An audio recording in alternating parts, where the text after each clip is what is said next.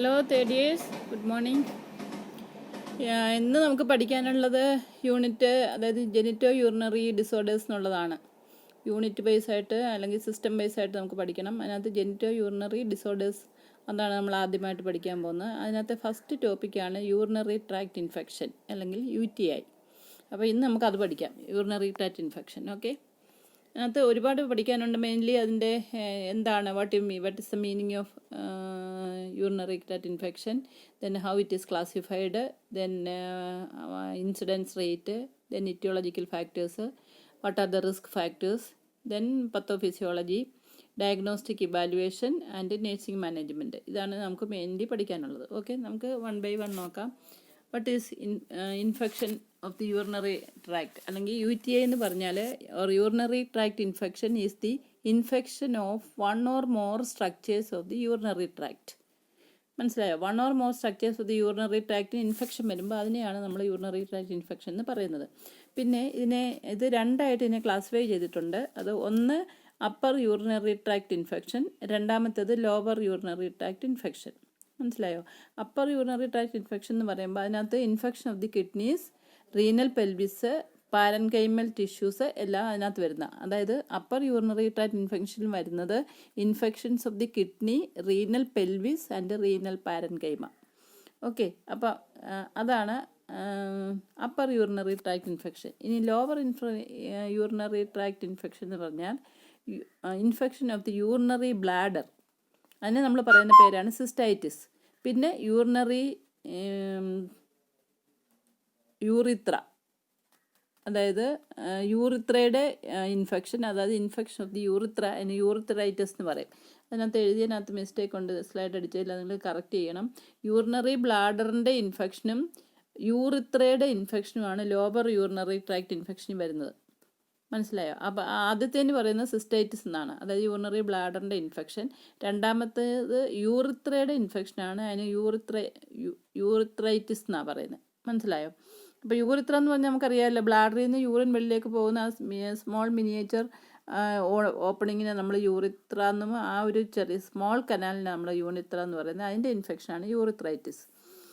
മനസ്സിലായോ? അപ്പോൾ ഇത്രയും ഇൻഫെക്ഷൻസ് ഉണ്ടെങ്കിൽ പോലും അതിനകത്ത് കോമണസ്റ്റ് വെറൈറ്റി ഇൻ ചിൽഡ്രൻ എന്ന് പറയുന്നത് സിസ്റ്റൈറ്റിസ് ആണ്. ഓക്കെ, ഇപ്പം മനസ്സിലായല്ലോ. അപ്പം ക്ലാസിഫിക്കേഷൻ എന്ന് പറയുന്നത് അപ്പർ യൂറിനറി ട്രാക്ട് ഇൻഫെക്ഷനും ലോവർ യൂറിനറി ട്രാക്ട് ഇൻഫെക്ഷനുമാണ്. അതിനകത്ത് നമ്മൾ പറഞ്ഞു സിസ്റ്റൈറ്റിസ് എന്താണ്, യൂറിത്രൈറ്റിസ് എന്താണെന്ന് പറയുന്നു. ഓക്കെ, ഇനി അടുത്തത് നമുക്ക് ഇൻസിഡൻസ് ആൻഡ് ഇറ്റിയോളജി നോക്കാം. അതിനകത്ത് ഈ കുട്ടികളുടെ ഇൻഫെക്ഷൻ നോക്കുമ്പം it is A second most common infection of children. അതായത് കുട്ടികളിൽ ഉണ്ടാകുന്ന ഇൻഫെക്ഷനിലെ ഫസ്റ്റ് പ്ലേസ് ഇതിനല്ല, സെക്കൻഡ് പ്ലേസ് UTIക്കാണ്. മനസ്സിലായോ? അത് ഇൻഫൻസിയിലെ മെയിൽസിലാണ് കൂടുതൽ. അതായത് ഇൻഫൻസി എന്ന് പറഞ്ഞാൽ ഫസ്റ്റ് 1 ഇയർ ലൈഫിനാണല്ലോ നമ്മൾ ഇൻഫൻസി എന്ന് പറയുന്നത്. അവരുടെ കാര്യം എടുക്കുമ്പോൾ മെയിൽ കുട്ടികളിൽ ആണ് ഇത് കൂടുതലായിട്ട് വരുന്നത്. പക്ഷേ ഇൻഫൻസി കഴിഞ്ഞുള്ള പീരീഡ് നോക്കിയാൽ ഫീമെയിൽ അല്ലെങ്കിൽ ഗേൾസിനാണിത് ഇൻസിഡൻസ് കൂടുതലുള്ളത്. So we can say that in infancy it is more in males, but after infancy more in females. അതിൻ്റെ കാരണം എന്താണെന്ന് വെച്ചാൽ it is because of the short urethra in females and proximity to anal opening. അതായത് കുട്ടികളുടെ urethra എന്ന് പറയുന്നത് അതിനകത്ത് അതിൻ്റെ ഷോർട്ടാണ്. ആൺകുട്ടികളെയുമായിട്ട് കൺസിഡർ ചെയ്യുമ്പോൾ ഷോർട്ടാണ് ഫീമെയിൽസിൻ്റെ യൂറിത്ര, അല്ലെങ്കിൽ കുട്ടികളുടെ യൂറിത്ര ഷോർട്ടാണ്. തന്നെയല്ല അത് ഏനൽ ഓപ്പണിങ്ങിന് വളരെ അടുത്തുമാണ്. അപ്പോൾ അത് ഇൻഫെക്റ്റഡ് ആകാനുള്ള സാധ്യത കൂടുതലാണ്. അപ്പം ഔട്ട്സൈഡിൽ നിന്ന് ഏനസിൽ നിന്നുള്ള, ഇപ്പം നമുക്കറിയാമല്ലോ ഗ്യാസ്ട്രോ ഇൻറ്റെസ്റ്റൈനൽ ട്രാക്ട് എന്ന് പറയുന്ന ഒരു സ്റ്റെറൈൽ സിസ്റ്റം അല്ല. നമ്മൾ കഴിക്കുന്ന ഫുഡെല്ലാം പോയി അത് ഡൈജഷനും എല്ലാം താഴെ കൂടെ ഇറങ്ങി വന്ന് ഏനസിൽ കൂടെയാണ്. അപ്പോൾ അതൊരു സ്റ്റെറൈൽ ക്യാവിറ്റി അല്ലാത്തതുകൊണ്ട് ആ ഏനസിൽ നിന്ന് വരുന്ന ഫീക്കൽ മാറ്ററിൽ നിന്നുള്ള ഓർഗാനിസമോ ഒക്കെ യൂറിത്രൽ ഓപ്പണിങ് കണ്ടാമിനേറ്റഡ് ആയി അതിൽ കൂടെ മേളിലോട്ട് കയറി ആക്സസിബിലിറ്റി ഉണ്ടാകാൻ സാധ്യതയുണ്ട്. മനസ്സിലായോ? അപ്പോൾ തന്നെയല്ല യൂറിത്ര വളരെ ഷോർട്ടാണ് ഫീമെയിൽസിൽ. അതേസമയം ആണുങ്ങളിൽ അങ്ങനെയല്ല. നമുക്കറിയാമല്ലോ ആ പെനിസിൻ്റെ എൻഡിലാണ് യൂറിൻ പോകുന്നത്. അപ്പോൾ അത്രയും ട്രാവൽ ചെയ്താൽ മാത്രമേ അതങ്ങ് യൂറിനറി ട്രാക്റ്റിൻ്റെ അങ്ങേ അറ്റത്തൊക്കെ എത്തത്തുള്ളൂ. അത് വളരെ ലോങ് പാസേജാണ്.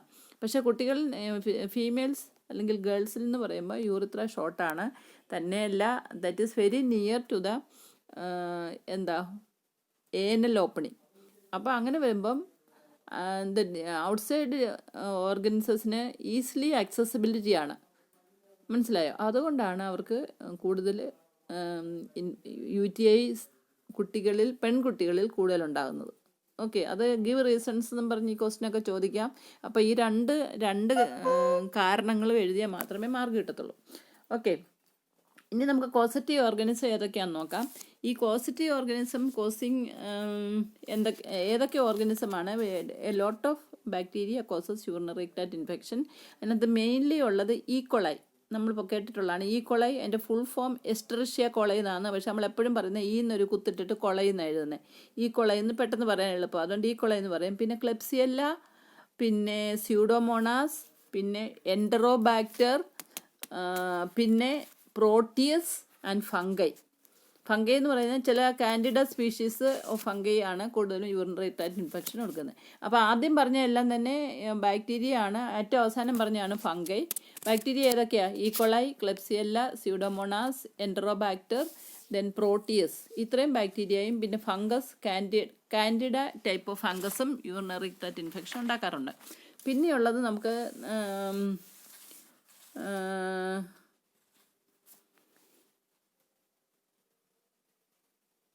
കോസറ്റീവ് ഓർഗാനിസം ഏതായെന്ന് മനസ്സിലായല്ലോ. ഇനി അടുത്തത് ഇതിൻ്റെ എന്തൊക്കെയാണ് റിസ്ക് ഫാക്ടേഴ്സ് നോക്കാം.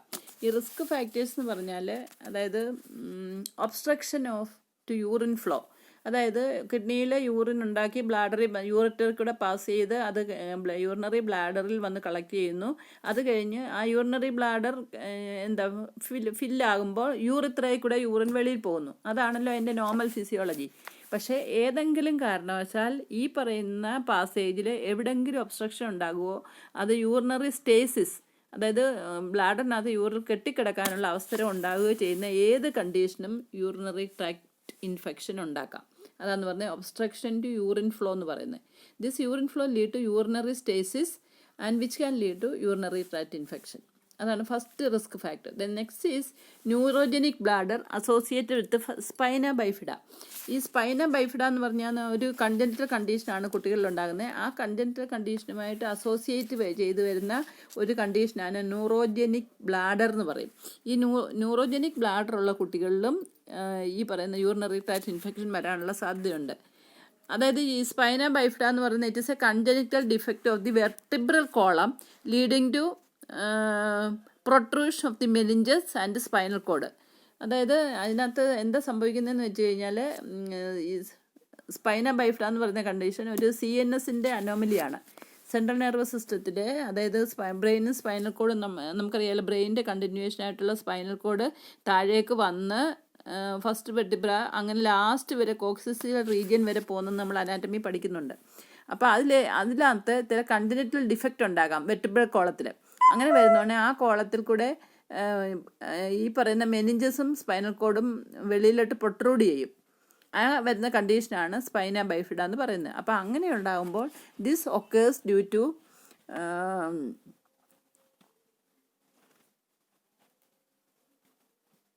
അതായത് union of one or more vertebral arches. അങ്ങനെ ഈ വെർട്ടിബ്രൽ ആർച്ചസിൽ വരുന്ന ഡിഫക്റ്റ് കൊണ്ടാണ് ഇങ്ങനെ സ്പൈനൽ ബൈഫിഡ ഉണ്ടാകുന്നതും. അവിടെ ഒരു ഗ്യാപ്പ് ഫോം ചെയ്യുമ്പോൾ അതിൽ കൂടെ സ്പൈനൽ കോഡും മെനിഞ്ചസും കുറേ വെളിയിലോട്ട് പ്രൊട്രൂഡ് ചെയ്യും. അങ്ങനെ വരുമ്പോൾ ആ കുട്ടികൾക്ക് ഒരു പ്രത്യേക കണ്ടീഷനാണ് അതായത് ന്യൂറോജനിക് ബ്ലാഡർ. കാരണം ബ്ലാഡറിൻ്റെ പൊസിഷൻ ഓൾമോസ്റ്റ് ആ ഏരിയയിലൊക്കെ ആണല്ലോ. അപ്പോൾ അങ്ങനെ വരുന്നോണ്ടേ ഈ പറയുന്ന ന്യൂറോജനിക് ബ്ലാഡർ എന്ന് പറയുന്ന കണ്ടീഷൻ സ്പൈന ബൈഫിഡ വരുന്ന കുട്ടികളിലുണ്ടാകാം. മനസ്സിലായോ? അപ്പോൾ അങ്ങനെ വരുന്നോണ്ടേ അതും ഒരു സ്റ്റേസിസ് ഓഫ് യൂറിന് സാധ്യത ഉണ്ടാകുന്നുണ്ട്. അപ്പോൾ അതുകൊണ്ടാണ് ഈ കുട്ടികൾക്ക് യൂറിനറി ട്രാക്ട് ഇൻഫെക്ഷൻ വരാനുള്ള സാധ്യത കൂടുന്നത്. പിന്നെ അടുത്തതാണ് വെസൈക്കോ യൂറിറ്ററിക് റിഫ്ലക്സ്. ഈ vesico ureteric reflux, vesica means bladder. Ureter എവിടെയാണെന്ന് അറിയാമല്ലോ, ബ്ലാഡറിൻ്റെ രണ്ട് എൻഡിലും മേളിൽ നിന്ന് വരുന്ന കിഡ്നിയിൽ നിന്ന് വരുന്ന യൂറിൻ ഈ രണ്ട് ട്യൂബ് വഴിയാണ് യൂറിനറി ബ്ലാഡറിലോട്ട് വരുന്നത്. അപ്പോൾ ഈ വെസൈക്കോ യൂറിട്രിക് റിഫ്ലക്സ് എന്ന് പറഞ്ഞാൽ യൂറിനറി ബ്ലാഡറിൽ വന്ന് യൂറിൻ കളക്റ്റഡ് ആകുമ്പോൾ അതിൽ കിടക്കുന്ന യൂറിൻ മേളിലോട്ട് ഒഴുകിപ്പോകാനുള്ള സാധ്യതയുണ്ട്. അതൊരു പ്രത്യേക റിഫ്ലക്സ്, അതൊരു യൂറിനറി ബ്ലാഡറിൻ്റെ ഒരു പ്രത്യേക റിഫ്ലക്സ് കാരണമാണ് അങ്ങനെ സംഭവിക്കുന്നത്. അങ്ങനെ യൂറിനറി ബ്ലാഡറിൽ നിന്ന് യൂറിൻ മുകളിലോട്ട് ഒഴുകിപ്പോകാനുള്ളൊരു സാധ്യതയുള്ളതിനാണ് ഈ വെസൈക്കോ യൂറിട്രിക് റിഫ്ലക്സ് എന്ന് പറയുന്നത്.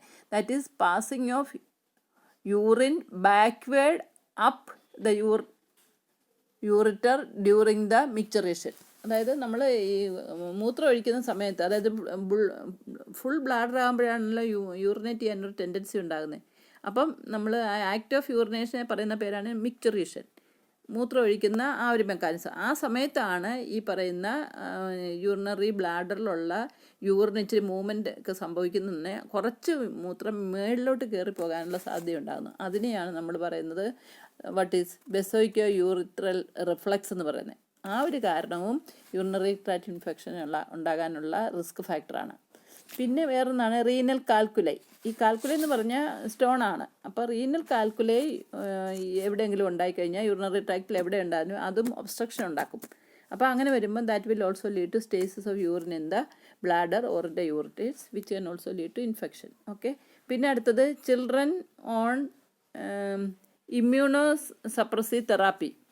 ഇമ്മ്യൂണോ സപ്രസീവ് തെറാപ്പി എന്ന് പറഞ്ഞു കഴിഞ്ഞാൽ, ഇമ്മ്യൂണോ സപ്രസീവ് തെറാപ്പി എന്ന് പറഞ്ഞാൽ ഏതെങ്കിലുമൊക്കെ ചില ഡിസീസ് കണ്ടീഷനിൽ, അതായത് മലിഗ്നൻസി അതുപോലെയുള്ള വേറെ ചില കണ്ടീഷൻസിനൊക്കെ സ്റ്റീറോയിഡ് തെറാപ്പി കൊടുക്കാറുണ്ട്. നമുക്കറിയാമല്ലോ സ്റ്റീറോയിഡ് എന്ന് പറഞ്ഞാൽ. അപ്പോൾ സ്റ്റീറോയിഡ് എന്ന് പറഞ്ഞാൽ ട്രീറ്റ്മെൻറ്റിൻ്റെ ഭാഗമായിട്ട് പ്രെഡ്നിസോലോൺ ടാബ്ലറ്റ്, അങ്ങനെയുള്ള കോർട്ടിക്കോ സ്റ്റീറോയിഡ്സ്, ഇങ്ങനെയുള്ള ഡിഫറെൻറ്റ് ടൈപ്സ് സ്റ്റീറോയിഡ്സ് കൊടുക്കാറുണ്ട്. ഈ സ്റ്റീറോയിഡ്സ് കൊടുക്കുമ്പോൾ അത് ഒരു കുട്ടിയുടെ ഇമ്മ്യൂൺ മെക്കാനിസത്തിനെ സപ്രസ് ചെയ്യും. അതായത് ഇൻഫെക്ഷൻ ഉണ്ടാകാനുള്ള, എവിടെ നമ്മുടെ ബോഡിയിൽ ഇൻഫെക്ഷൻ ഉണ്ടാകുന്നത് അതിനെ റെസിസ്റ്റ് ചെയ്യുന്ന ഒരു മെക്കാനിസമാണ് നമ്മൾ ഡിഫെൻസ് മെക്കാനിസം എന്ന് പറയുന്നത്, അല്ലേ? ആ ബോഡിയുടെ ഡിഫെൻസിനെ ഡിപ്രസ് ചെയ്യുന്ന ഒരു ട്രീറ്റ്മെൻറ്റാണ് ഇമ്മ്യൂണോ സപ്രസീവ് ട്രീറ്റ്മെൻറ്റ് എന്ന് പറയുന്നത്. അതായത് സ്റ്റീറോയിഡ് ട്രീറ്റ്മെൻറ്റൊക്കെ പല പല ഉണ്ട്. അത് മെയിൻലി സ്റ്റീറോയിഡ് ട്രീറ്റ്മെൻ്റ് ആണ് ഇമ്മ്യൂണോ സപ്രഷൻ ഉണ്ടാക്കുന്നത്. ഈ സ്റ്റീറോയിഡ് ട്രീറ്റ്മെൻറ്റ് പല രോഗങ്ങൾക്കും അവിഭാജ്യ ഘടകമായിട്ട് ഡോക്ടേഴ്സ് ഉപയോഗിക്കാറുണ്ട്. പ്രത്യേകിച്ച് മാലിഗ്നൻസി, ചില ക്രോണിക് കണ്ടീഷൻ, അതിൻ്റെയൊക്കെ സിംറ്റംസ് കുറയ്ക്കണമെങ്കിലും അതിനെ മാനേജ് ചെയ്യണമെങ്കിൽ ഈ പറയുന്ന സ്റ്റീറോയിഡ്സ് കൊടുക്കണം. ഈ സ്റ്റീറോയിഡ്സ് കൊടുക്കുമ്പോൾ അതിൻ്റെ സൈഡ് ഇഫക്റ്റ് ആയിട്ട് it will act as an immunosuppressant. അതായത് ബോഡിയുടെ റെസിസ്റ്റൻസ് പവറിനെ ഇല്ലാതാക്കുന്നു. അപ്പോൾ അങ്ങനെ വരുമ്പോൾ ഒരു യൂറിനറി ട്രാക്റ്റിലേക്ക് ഒരു ഓർഗാനിസം കടന്നാലും അതിൻ്റെ ഡിഫെൻസ് മെക്കാനിസം കുറഞ്ഞിരിക്കുന്നതുകൊണ്ട്, ബോഡിയുടെ ഡിഫെൻസ് മെക്കാനിസം കുറഞ്ഞിരിക്കുന്നതുകൊണ്ട് ഇൻഫെക്ഷൻ ഉണ്ടാകാനുള്ള സാധ്യത കൂടുതലാണ്. അപ്പോൾ അതാണ് ഇമ്മ്യൂണോ സപ്രസീവ് തെറാപ്പി എന്ന് പറയുന്നത്.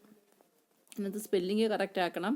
ഇമ്മ്യൂണോ സപ്രസീവ് തെറാപ്പി എന്നാണ്. നിങ്ങൾക്ക് അറിയാമല്ലോ, ഇതിനകത്ത് ടൈപ്പ് ചെയ്യുന്നതിനകത്തുള്ള മിസ്റ്റേക്കായി വന്നേക്കുന്നത്. പിന്നെ ഇൻസ്ട്രുമെൻറ്റേഷൻ, അതായത് യൂറിനറി ട്രാക്റ്റിൽ കൂടെ ഏതെങ്കിലും ഇൻസ്ട്രുമെൻറ്റ് ഇൻസേർട്ട് ചെയ്ത് എക്സാമിനേഷനൊക്കെ നടത്തുക. അല്ലെങ്കിൽ യൂറിൻ പാസേജിന് എന്തെങ്കിലും ഒരു ഒബ്സ്ട്രക്ഷൻ വന്ന് യൂറിനേഷൻ പാസേജിന് ഇതായിട്ട് കത്തീറ്റർ ഇടുക. പലപ്പോഴും യൂറിനറി കത്തീറ്ററൈസേഷൻ നടത്താറുണ്ട്. അതല്ലെങ്കിൽ എന്തെങ്കിലും സിസ്റ്റോസ്കോപ്പ്, യൂറിനറിൽ ഇപ്പം ഒരു ബ്ലാഡറിലൊരു ട്യൂമർ ഉണ്ടോ എന്ന് സംശയിച്ചു കഴിഞ്ഞാൽ പേഷ്യൻറ്റിന് സിസ്റ്റോസ്കോപ്പിയൊക്കെ നടത്താറുണ്ട്. അതായത് introducing cystoscope into the urinary bladder and observing what is the problem in the bladder. അപ്പോൾ അതിന് ഇൻസ്ട്രുമെൻറ്റേഷൻ എന്നാണ് പറയുന്നത്. That is introducing any instrument in the urinary tract.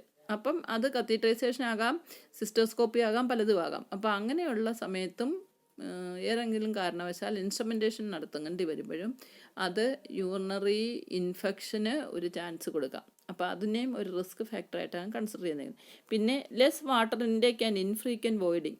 അതായത് ചിലർക്കുണ്ട് കുറച്ച് വെള്ളമേ കുടിക്കത്തുള്ളൂ, വേണ്ടത്ര required amount of fluid intake per day, ഇത്ര നമുക്കൊരു കണക്കുണ്ട്, അത്രയൊന്നും കുടിക്കാതിരിക്കുക. അതല്ലെങ്കിൽ വേനൽക്കാലം വരുമ്പോഴാണെങ്കിൽ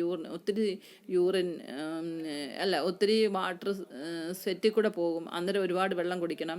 അല്ലെങ്കിൽ കാൽക്കുലർ ഫോർമേഷനുള്ള സാധ്യതയുണ്ട്. തന്നെയല്ല ഇൻഫ്രീക്വൻറ്റ് വോയിഡിങ്, അതായത് ആവശ്യത്തിന് വേണ്ടത്ര പ്രാവശ്യം മൂത്രം ഒഴിക്കാതിരിക്കുക, അതും സ്റ്റാഗ്നേഷൻ ഉണ്ടാക്കും ബ്ലാഡറിൽ. അപ്പം ഇതും ഒരു റിസ്ക് ഫാക്ടറാണ്. എന്താണ്? Less water intake and infrequent voiding.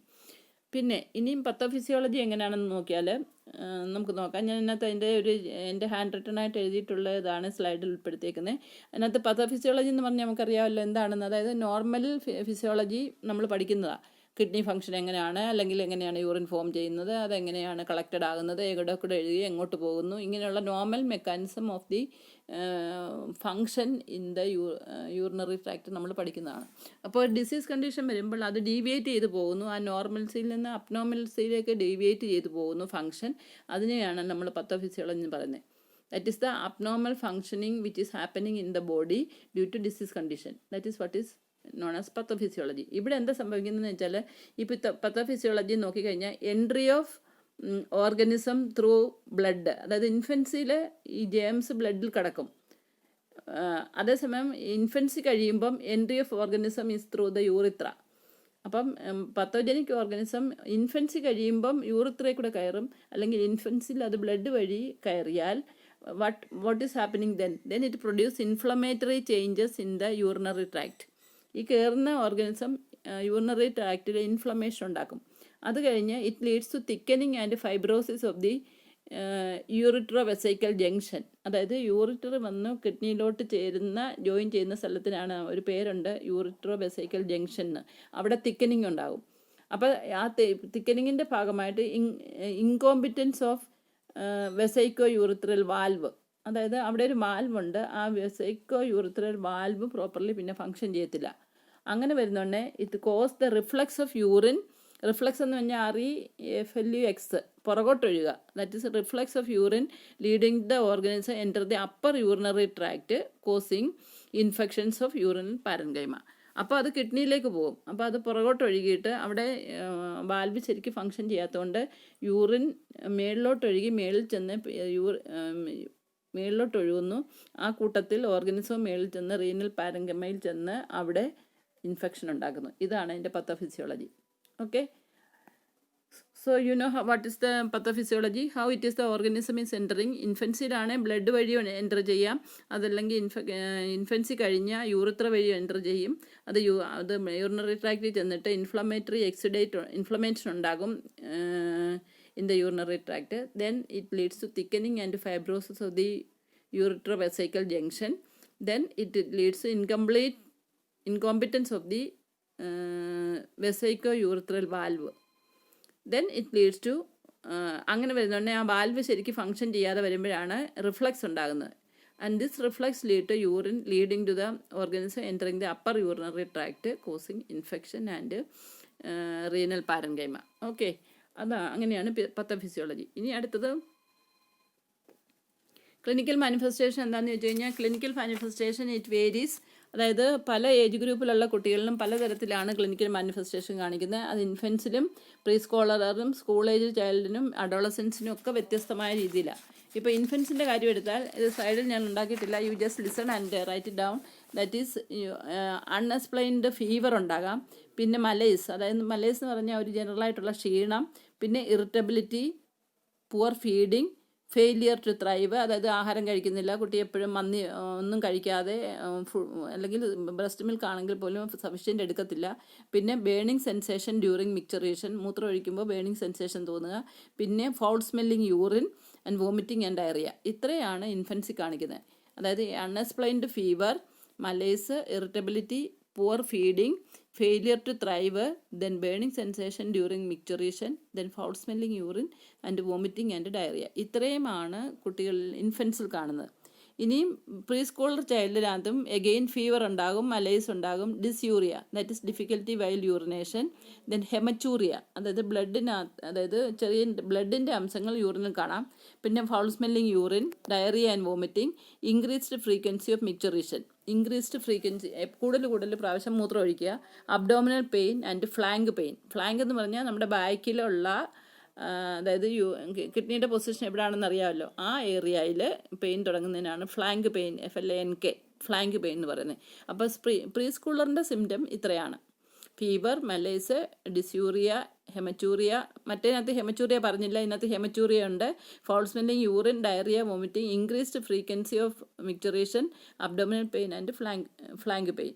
അത്രയാണ് പ്രീ സ്കൂൾ ചിൽഡ്രനിൽ കാണിക്കുന്ന ക്ലിനിക്കൽ ഫീച്ചേഴ്സ്. പിന്നെ സ്കൂൾ ഏജ് ചിൽഡ്രനിലും അഡോളസൻസിനും കാണിക്കുന്നത് എന്താണെന്ന് ചോദിച്ചാൽ, ഫീവർ ആൻഡ് ചിൽസ്, അതായത് വിറയലുണ്ടാകുക, പനി വരുന്ന സമയത്ത് വിറയലുണ്ടാകുക, പിന്നെ malaise, dysuria, haematuria, foul smelling urine, increased frequency of micturition, abdominal pain, flank pain and tenderness in costovertebral angle. അതായത് പുറകിലുള്ള കോസ്റ്റോ വെർട്ടിബ്രൽ ആംഗിളിൽ കുട്ടികൾക്ക് ടെൻഡർനെസ്, തൊടുന്ന ഉടനെ വേദനയുണ്ടെന്ന് പറയുക.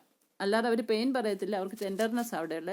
പിന്നെ അവോയ്ഡിങ് യൂറിനേഷൻ, അതുകൊണ്ട് പെയിൻ ഉള്ളത് കൊണ്ട് കഴിയുന്നത്ര അവർ യൂറിനേഷനെ അവോയ്ഡ് ചെയ്യുന്നു. അപ്പോൾ ഇത്രയാണ് clinical manifestation of different age group. ഇനി നമുക്ക് ഡയഗ്നോസ്റ്റിക് ഇവാലുവേഷൻ നോക്കാം.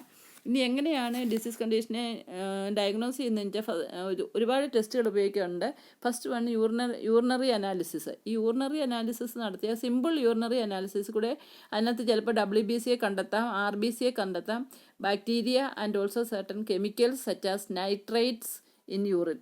ഇത്രയും കാര്യങ്ങൾ ഒരു സിമ്പിൾ യൂറിൻ അനാലിസിസ് കൂടെ കണ്ടുപിടിക്കാൻ പറ്റും. സ്ലൈഡ് ടെസ്റ്റ് ഒക്കെ നടത്തി നോക്കാറുണ്ട് ടെക്നീഷ്യൻസ്. അപ്പോൾ WBCയും RBCയും RBCയെ കാണുന്നത് എങ്ങനെയാണ്? കാരണം അതിനകത്ത് ചിലപ്പം യൂറിനകത്ത് ബ്ലഡ് ഉണ്ടാകാമെന്ന് പറഞ്ഞു. അപ്പോൾ RBCയെ തീർച്ചയായിട്ടും കാണാം. പിന്നെ WBC ഉണ്ടാകും, ബാക്ടീരിയയെ കാണാം, and also certain chemicals such as nitrites in urine. അതാണ് യൂറിൻ അനാലിസിസ്. പിന്നെ യൂറിൻ കൾച്ചർ നടത്തണം. അതായത് ഒരു ക്ലീൻ ക്യാച്ച് സ്പെസിമെൻ എടുത്ത്, നമുക്കറിയാമല്ലോ കൾച്ചറിന് യൂറിൻ സ്പെസിമെൻ എടുക്കുന്നത് എങ്ങനെയാണെന്ന്. അതിന് പ്രത്യേകം സ്റ്റെറൈൽ ബോട്ടിൽ അവൈലബിൾ ആകും. അതിനകത്ത് നമ്മളറിയാം വേറെ നമ്മുടെ കൈകൊണ്ടൊന്നും കണ്ടാമിനേറ്റഡ് ആകാതെ ഒരു മിഡ് സ്ട്രീം യൂറിൻ എടുത്ത് അത് കൾച്ചർ സെൻസിറ്റിവിറ്റിക്ക് അയക്കണം. അപ്പോൾ കൾച്ചർ സെൻസിറ്റിവിറ്റിക്ക് അയക്കുമ്പോൾ അത് ഏതാണ് കോസറ്റീവ് ഓർഗൻ എന്ന് സ്പെസിഫിക്കലി കണ്ടുപിടിക്കാൻ പറ്റും.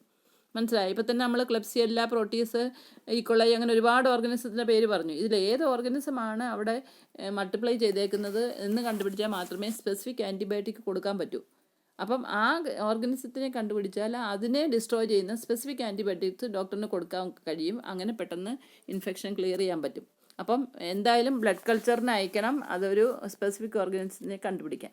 പിന്നെ ESR ചെയ്യും. അതായത് എർത്രോസൈറ്റിക് സെഡിമെൻറ്റേഷൻ റേറ്റ്, ESR എപ്പോഴും വെരി ഹൈ ആയിരിക്കും. നോർമൽ അപ് ടു 10 വരെ എന്നൊക്കെ നമ്മൾ പഠിക്കുന്നത്, 10 to 20 ഒക്കെയാണ്. അത് കഴിഞ്ഞ് ഇത് വെരി ഹൈ ആയി പോകും ESR. അത് ഏത് ഇൻഫെക്ഷൻ നടക്കുന്ന പേഷ്യൻ്റെ ESR വിട്ടാലും ഹൈ വാല്യൂ ആയിരിക്കും കാണിക്കുന്നത്. അപ്പോൾ അതുപോലെ ഇവിടെയും നമുക്ക് ESR നോക്കാം. പിന്നെ റിയാക്റ്റീവ് പ്രോട്ടീൻ, അത് CRP എന്ന് പറയുന്നത്, അങ്ങനെ ഒരു ടെസ്റ്റും ഈ പറയുന്ന ഡയഗ്നോസ്റ്റിക് ഇവാലുവേഷനായിട്ട് ഉപയോഗിക്കാറുണ്ട്, റിയാക്റ്റീവ് പ്രോട്ടീൻ ടെസ്റ്റ്. പിന്നെ റീനൽ സോണോഗ്രാം അല്ലെങ്കിൽ of the urinary tract, Suno. പിന്നെ ഉള്ളത് വോയിഡിങ് സിസ്റ്റോ യൂറിത്രോഗ്രാം എന്ന് പറഞ്ഞാൽ പേഷ്യൻറ്റിന് ഇതൊരു എക്സ്റേ ആണ് ചെയ്യുന്നത്. അതിനകത്ത് എന്താ ചെയ്യുന്നതെന്ന് വെച്ചാൽ പേഷ്യൻറ്റിന് ബ്ലാഡർ ഫുള്ളായിട്ട് തലേ ദിവസം വെച്ച് ബ്ലാഡർ ഫുൾ ബ്ലാഡർ ആക്കിയിട്ട് പേഷ്യൻറ്റിനോട് യൂറിൻ പാസ് ചെയ്യുന്ന സമയത്ത് അവർ അതിൻ്റെ എക്സ്റേ എടുക്കും. റേഡിയോളജിക്കൽ ഫൈൻഡിങ്സ് കണ്ടുപിടിക്കാൻ വേണ്ടി പേഷ്യൻറ്റിനോട് യൂറിൻ പാസ് ചെയ്യുന്ന സമയത്തുള്ള എടുക്കുന്നത്. അങ്ങനെയുള്ളതിനാണ് വോയിഡിങ് സിസ്റ്റോ യൂറിത്രോഗ്രാം എന്ന് പറയുന്നത്. ഓക്കെ, അപ്പോൾ അതിനകത്ത് ഈ പറയുന്ന ഡിഫറെൻറ്റ് വാൽവ്സ്, യൂറിറ്റേഴ്സ്, ഇതൊക്കെ എങ്ങനെയാണ് ഫങ്ഷൻ ചെയ്യുന്നതെന്ന് കാണാൻ പറ്റും. അതാണ് വോയിഡിങ് സിസ്റ്റോ യൂറിത്രാമിൻ്റെ പ്രത്യേകത. പിന്നെ ഇൻട്രാവീനസ് പൈലോഗ്രാം, നമ്മൾ IVP എന്നൊക്കെ പറയാറുണ്ട്. ഇൻട്രാവീനസ് പൈലോഗ്രാം അല്ലെങ്കിൽ IVP അതെന്തിനാണ് ചെയ്യുന്നതെന്ന് വെച്ചാൽ സാധാരണ radiographic examination of urinary pelvis after injection of a radio opaque dye അല്ലെങ്കിൽ contrast media into the vein. അതായത് നമ്മൾ യൂറിനറി ട്രാക്റ്റിലെ യൂറിനറി ആർട്ടറി, യൂറിനറി വെയിനും ഉണ്ടല്ലോ, അതിനകത്ത് യൂറിനറി വെയിനിലേക്ക് ഒരു ഡൈ ഇഞ്ചെക്റ്റ് ചെയ്തിട്ട് ആ പേഷ്യൻറ്റിൻ്റെ ആ പ്രത്യേക റേഡിയോഗ്രാഫിക് എക്സാമിനേഷൻ നടത്തുന്നതിനാണ് ഇൻട്രാവീനസ് പൈലോഗ്രാം എന്ന് പറയുന്നത്. ഡൈ ഇഞ്ചെക്റ്റ് ചെയ്തതിനകത്ത് എക്സ്റേ എടുത്തിട്ട് അപ്പോൾ അതിനകത്ത് എന്തെങ്കിലുമൊക്കെ സ്റ്റേസിസോ ഒബ്സ്ട്രക്ഷനോ എന്തെങ്കിലും ഉണ്ടെങ്കിൽ കണ്ടുപിടിക്കാൻ സാധിക്കും. മനസ്സിലാവുക? അതാണ് IVP. പിന്നെ ഇത് കൂടാതെ CT scan of the abdomen. അപ്പോൾ അതിനകത്ത് ഈ പറയുന്ന റേഡിയോളജിക്കൽ ഫൈൻഡിങ്സിൽ കൂടെ കണ്ടുപിടിക്കാൻ സാധിക്കാത്ത മറ്റ് കാരണങ്ങളും ഈ പറയുന്ന CT സ്കാൻ അബ്ഡോമൻ ചെയ്താൽ കണ്ടുപിടിക്കാൻ പറ്റും. മനസ്സിലായി? ചിലപ്പോൾ യൂറിനറി ബ്ലാഡറിന് ഷേപ്പിനൊക്കെ അബ്നോർമാലിറ്റി ഉണ്ടാകാം, അല്ലെങ്കിൽ എന്തെങ്കിലും കൺജെനിറ്റൽ ഡിഫക്റ്റ് ഉണ്ടാകാം. ഇങ്ങനെയുള്ള കാര്യങ്ങളൊക്കെ കണ്ടുപിടിക്കണമെങ്കിൽ CT സ്കാൻ തന്നെ ചെയ്യണം. ഓക്കെ, അത് കൂടുതലും യൂറിനറി ബ്ലാഡറിൻ്റെ അല്ലെങ്കിൽ കിഡ്നിയുടെ യൂറിറ്റേഴ്സിൻ്റെ ഒക്കെ അബ്നോർമാലിറ്റി കണ്ടുപിടിക്കാൻ ഉപയോഗിക്കുന്നതാണ്. അപ്പോൾ ഇത്രയും ഡയഗ്നോസ്റ്റിക് ഇവാലുവേഷനാണ് ഈ പറയുന്ന യൂറിനറി ട്രാക്ട് ഇൻഫെക്ഷൻ ഡയഗ്നോസ് ചെയ്യാൻ ഉപയോഗിക്കുന്നത്. ഓക്കെ, ഇനി നമുക്ക് ട്രീറ്റ്മെൻറ്റ് നോക്കാം. ട്രീറ്റ്മെൻറ്റിനെ രണ്ടായിട്ട് mainly mild UTI, severe UTI 2 തരത്തിലാണ് ട്രീറ്റ് ചെയ്യുന്നത്. മൈൽഡ് UTI ആണെങ്കിൽ ഓറൽ ആൻറ്റിബയോട്ടിക്സ് കൊടുത്താൽ മതി. നമ്മൾ പറഞ്ഞല്ലോ കൾച്ചർ സെൻസിറ്റിവിറ്റി ചെയ്തിട്ട് കോസറ്റീവ് ഓർഗൻസിനെ കണ്ടുപിടിച്ചിട്ട് ആ ഓർഗാനിസത്തിന് സ്പെസിഫിക് ആയിട്ടുള്ള ആൻറ്റിബയോട്ടിക്സ് കൊടുക്കും. അതായത് 7 to 14 days, അതായത് 1 to 2 weeks ആണ് കൊടുക്കുന്നത്. യൂഷ്വലി കൊടുക്കുന്ന മരുന്ന് ട്രൈമിതോപ്രിം അല്ലെങ്കിൽ സെഫാലോസ്പോറിൻ, ഇതാണ് സാധാരണ കൊടുക്കുന്നത്. പിന്നെ പേഷ്യൻറ്റിന് പെയിൻ ഉണ്ടാകും, ഡിസ്യൂറിയ ഉണ്ടല്ലോ, അതിന് വേണ്ടി പൈറിഡിയം എന്ന് പറയുന്ന ഡ്രഗും കൊടുക്കാറുണ്ട്. ഇത് രണ്ടുമാണ്. സ്പെസിഫിക് മാനേജ്മെൻറ്റും പിന്നെ സിംറ്റമാറ്റിക് മാനേജ്മെൻറ്റും ഉണ്ട്. സ്പെസിഫിക് മാനേജ്മെൻറ്റ് എന്ന് പറഞ്ഞാൽ ഓർഗൻസിനെ കണ്ടുപിടിച്ചിട്ട് ആ ഓർഗൻസിനെ ഡിസ്ട്രോയ് ചെയ്യാനുള്ള ആൻറ്റിബയോട്ടിക് കൊടുക്കുക 1 to 2 weeks. പിന്നെ പേഷ്യൻ്റ് പെയിൻ ഉണ്ട്, അതിൻ്റെ സിംറ്റം റിലീവ് ചെയ്യാനുള്ള സിംറ്റമാറ്റിക് ട്രീറ്റ്മെൻറ്റാണ് പൈറിഡിയോ എന്ന് പറയുന്ന ടാബ്ലറ്റ് കൊടുക്കുക. അതാണ് സാധാരണ മാനേജ്മെൻറ്റ്. പിന്നെ സിവിയർ UTI ആണെങ്കിൽ ചിലപ്പോൾ പേഷ്യൻറ്റിന് വളരെയധികം ബുദ്ധിമുട്ടുള്ള പേഷ്യൻ്റാണ്. അങ്ങനെയുള്ള പേഷ്യൻറ്റിനെ അവർ ഹോസ്പിറ്റലൈസ് ചെയ്യും. കാരണം അവർക്ക് ഒരുപക്ഷെ ഓറൽ ടാബ്ലറ്റ് എടുക്കാനുള്ള ശക്തിയില്ലാത്തവരോ അല്ലെങ്കിൽ കൂടുതൽ ഇൻഫെക്റ്റഡ് ആണ് എന്നൊക്കെ കണ്ടുപിടിച്ചാൽ അവർക്ക് IV ആൻറ്റിബയോട്ടിക്സ് ഒക്കെ കൊടുക്കേണ്ടി വരും. അപ്പോൾ IV ആൻറ്റിബയോട്ടിക്സ് കൊടുക്കാമെന്ന് പറഞ്ഞാൽ നമുക്ക് പേഷ്യൻറ്റിനെ ആശുപത്രിയിൽ അഡ്മിറ്റ് ചെയ്തേ പറ്റത്തുള്ളൂ. പിന്നെ അവർ സഫീഷ്യൻ്റ് ഇൻടേക്ക് എടുക്കുന്ന പേഷ്യൻ്റ് ആയിരിക്കത്തില്ല. അപ്പോൾ അവർക്ക് IV ഫ്ലൂയിഡ് കൊടുക്കേണ്ടി വരും. അപ്പോൾ അങ്ങനെയുള്ള പേഷ്യൻസിനെയാണ് കൂടുതൽ ഹോസ്പിറ്റലിൽ അഡ്മിറ്റ് ആക്കുന്നത്. അതായത് hospitalization for administration of IV antibiotics and IV fluid. അതായത് ഫ്ലൂയിഡ് ഇലക്ട്രോലൈറ്റ് ബാലൻസ് കീപ്പ് ചെയ്യണമല്ലോ. കിഡ്നിക്ക് അതിനകത്ത് ഇമ്പോർട്ടൻറ്റ് റോളുള്ള ഒരു ഓർഗനാണ് കിഡ്നി. അപ്പോൾ കിഡ്നിക്ക് അതിനകത്ത് maintenance of fluid electrolyte balance ഒരുപക്ഷെ ഇമ്പയർഡ് ആകാം. അപ്പോൾ അങ്ങനെ വരുന്നതുകൊണ്ട് IV ഫ്ലൂയിഡ് കൊടുക്കും. പിന്നെ ക്രോണിക് പേഷ്യൻസ് എപ്പോഴും UTI വരുന്ന പേഷ്യൻ്റാണ്, റിപ്പീറ്റഡ് ആയിട്ട് UTI വരുന്ന പേഷ്യൻ്റ് ആണെങ്കിൽ ഇങ്ങനെ ഷോർട്ട് ടൈം മാനേജ്മെൻറ്റ് പറ്റത്തില്ല. പേഷ്യൻറ്റിന് ലോങ്ങർ ടൈം മെഡിസിൻ കൊടുക്കണം. ഓക്കെ, ഇപ്പോൾ 2 weeks കൊണ്ടൊന്നും കൊടുത്താൽ ചിലപ്പം ശരിയാകത്തില്ല. തന്നെയല്ല, പേഷ്യൻ്റ് എന്തെങ്കിലും ഒരു കോസറ്റീവ് ഫാക്ടർ അവിടെ ഉണ്ടാകും. ഈ സ്റ്റേസിസ് ഒക്കെ ഉണ്ടാകുന്നതിനോ അല്ലെങ്കിൽ ഒരുപക്ഷെ സ്ട്രിക്ചർ ഓഫ് ദി യൂറിറ്റേഴ്സ് അല്ലെങ്കിൽ എന്തെങ്കിലും കൺജന്റൽ അനോമലി ഇൻ യൂറിത്ര, ഇങ്ങനെയൊക്കെയുള്ള എന്തെങ്കിലും കാരണങ്ങളുണ്ടാകാം. അപ്പോൾ അത് കണ്ടുപിടിച്ച് ചിലപ്പം പേഷ്യൻറ്റിന് സർജറിയോ വല്ല ട്രീറ്റ്മെൻറ്റോ എന്തെങ്കിലും വേണ്ടി വരും. അപ്പോൾ അങ്ങനെ വരുമ്പം ക്രോണിക് പേഷ്യൻസിൻ്റെ ഡിസീസ് കണ്ടീഷൻ്റെ കോസ് നോക്കിയിട്ട് വേണം ട്രീറ്റ് ചെയ്യാൻ. അപ്പോൾ അത് ലോങ്ങർ ട്രീറ്റ്മെൻറ്റ് ആവശ്യമായിട്ട് വരും. ഓക്കെ, അതാണ് ട്രീറ്റ്മെൻറ്റ് നമ്മൾ മൊഡാലിറ്റീസിനകത്ത് ഉപയോഗിക്കുന്നത്. ഓക്കെ, ഇനി ഞാൻ നിങ്ങളുടെ നേഴ്സിംഗ് മാനേജ്മെൻറ്റാണ്. അതിനകത്ത് മെയിൻലി പറയുന്ന കാര്യങ്ങൾ അതായത് usually mild UTI can B treated at home with oral antibiotics and increased fluid intake. അത് നമ്മൾ ആദ്യം പറഞ്ഞല്ലോ, മൈൽഡ് കണ്ടീഷനെ ഉള്ളെങ്കിൽ എങ്ങനെയാണ് ട്രീറ്റ് ചെയ്യുന്നതെന്ന്. പക്ഷേ in case of severe urinary tract infection hospitalization is needed. അപ്പോൾ അങ്ങനെ വരുമ്പോഴാണ് നേഴ്സിംഗ് മാനേജ്മെൻറ്റിന് ഇമ്പോർട്ടൻസ് വരുന്നത്.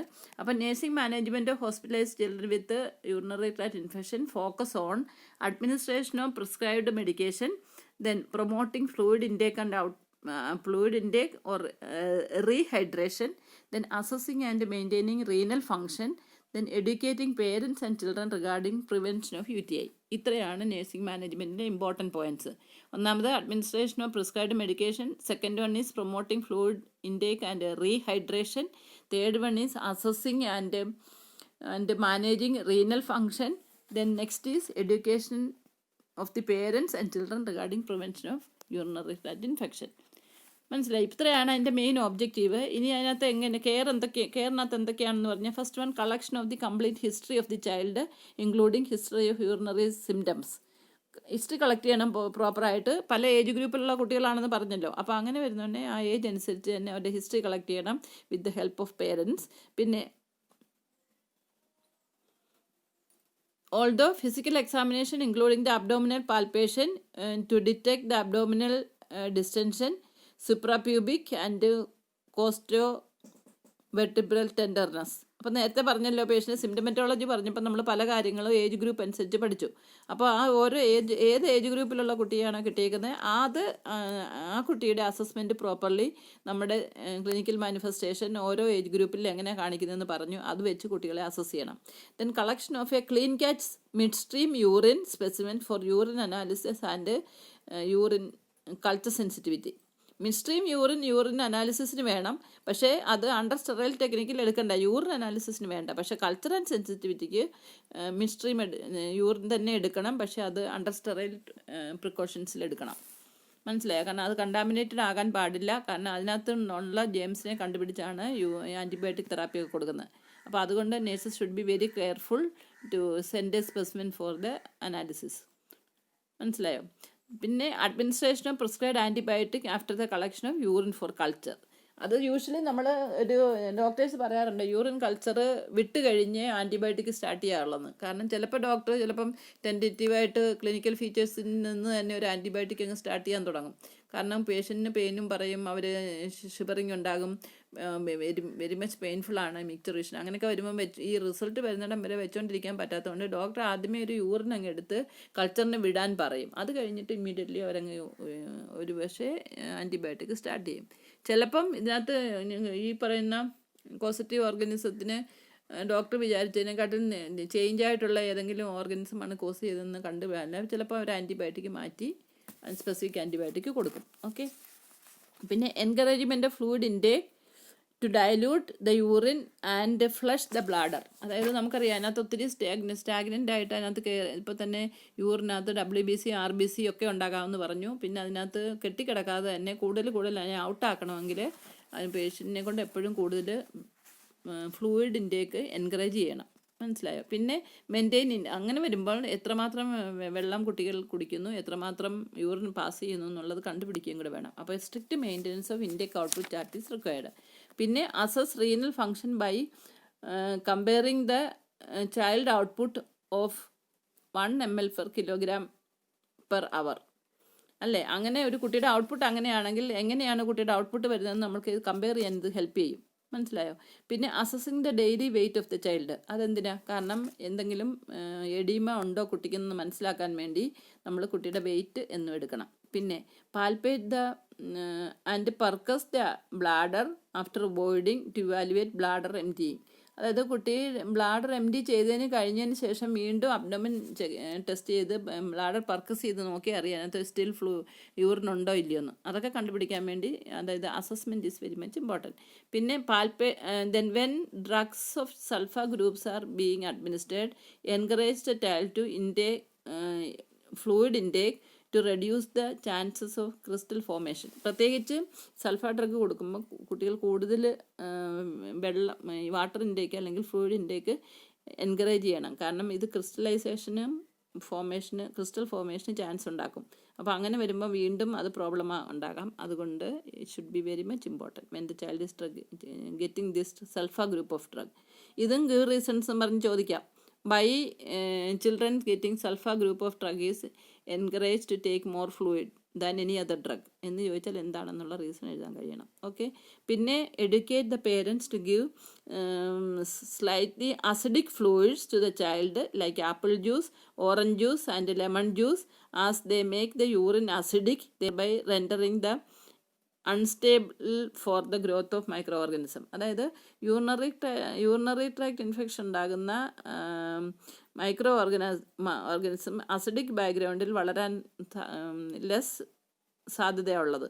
മൾട്ടിപ്ലിക്കേഷൻ അത് ഹാമ്പർ ചെയ്യും. അപ്പോൾ അങ്ങനെയുള്ളപ്പം കുട്ടികൾക്ക് കൂടുതൽ അസിഡിക് കണ്ടെയ്നിങ് ഫ്ലൂയിഡ്സ് കൊടുക്കണം. അതായത് നമുക്കറിയാം ലെമൺ ജ്യൂസിനകത്ത് ഒക്കെ സിട്രിക് ആസിഡ് ഉണ്ട് അല്ലേ? Orange juice, lemon juice, apple juice, ഇതിനകത്തൊക്കെ അസിഡിക് കണ്ടെയ്നുള്ള ജ്യൂസുകളാണ്. അപ്പോൾ അങ്ങനെയുള്ള ജ്യൂസ് വേണം കൂടുതൽ കൊടുക്കാൻ. Okay. To make the urine acidic so that the organism growth will be hampered.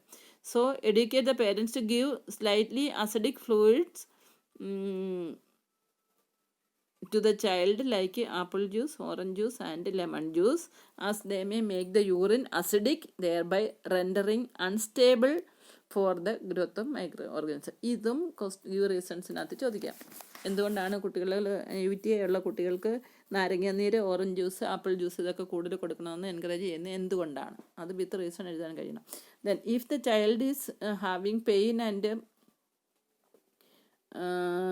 incontinence of urine, reassure the parents and the child by telling them that these symptoms are due to infection and it will subside when the infection is cured. അതായത് അങ്ങനെയുള്ള കുട്ടികൾക്കും അമ്മയ്ക്കും ഒക്കെ പേരൻസിനും ഒക്കെ വളരെ anxiety ഉണ്ടാകുന്ന ഒരു കാര്യമാണ്. അപ്പോൾ അങ്ങനെയുള്ളപ്പോൾ ഈ ഡിസീസ് കണ്ടീഷൻ മാറി കുട്ടിയുടെ രോഗം ഭേദമാകുമ്പോൾ അത് മാറിപ്പോവല്ലോ. അതുകൊണ്ട് അവർക്ക് ആ കാര്യം പറഞ്ഞ് ഇമോഷണൽ സപ്പോർട്ട് കൊടുക്കണം.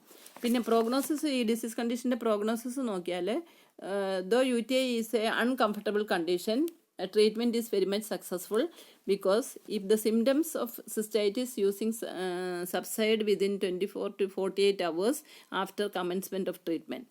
But in case of urinary infection, kidney infection, treatment may take weeks or longer time to subside. അത് കുറേ കൂടെ കിഡ്നി ഇൻഫെക്ഷൻ ആണെങ്കിൽ കുറച്ചും കൂടെ സമയം എടുക്കും. പക്ഷേ ബ്ലാഡർ ഇൻഫെക്ഷൻ പെട്ടെന്ന് 24 to 48 hours ആകുമ്പോൾ സിംറ്റംസ് കുറേയൊക്കെ സബ്സൈഡ് ചെയ്യാൻ പറ്റും.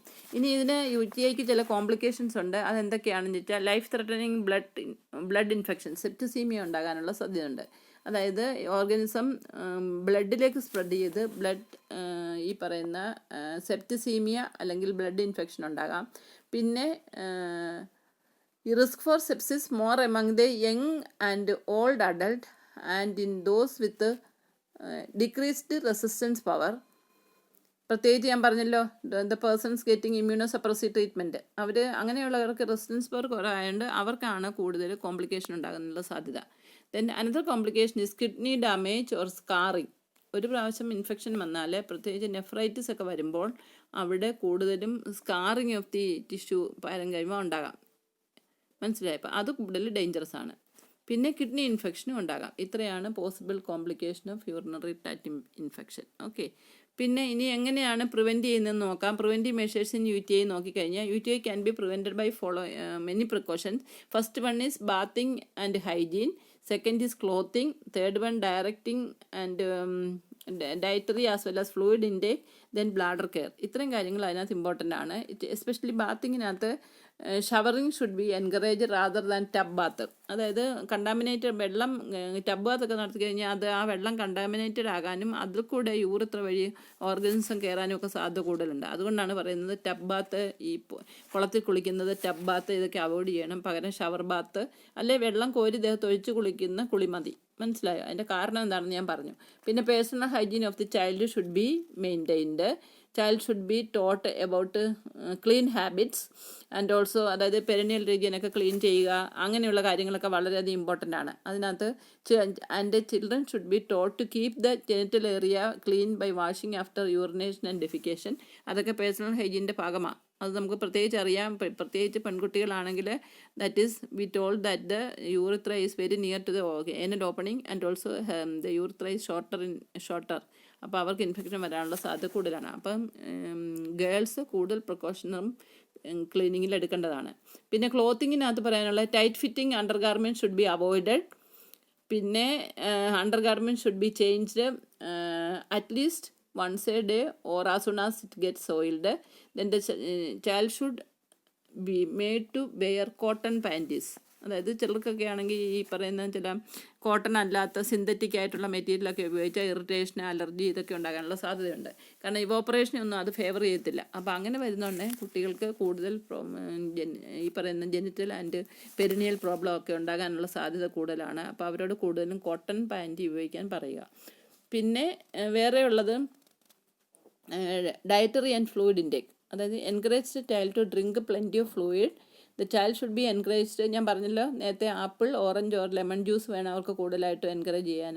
പിന്നെ children should be given fluids that should not be given fluids that irritate bladder like coffee, tea. ഇത് കൂടുതൽ ബ്ലാഡർ ഇറിറ്റേഷൻ ഉണ്ടാകുന്നതാണ്. അത് കൊടുക്കുന്നത് അവോയ്ഡ് ചെയ്യുക. പിന്നെ ബ്ലാഡർ കെയർ എന്ന് പറയുമ്പം children should be advise to avoid holding the urine for long time.